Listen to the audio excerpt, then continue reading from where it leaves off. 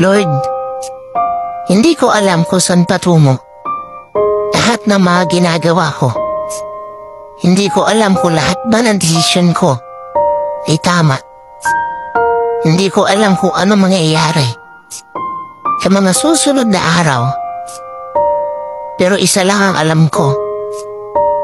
Kakapit pa rin ako sa tamang panahon na ibibigay mo. Sobrang hirap ng mga pinagdadaanan ko. Pero aasa pa rin ako na maging maayos ang lahat.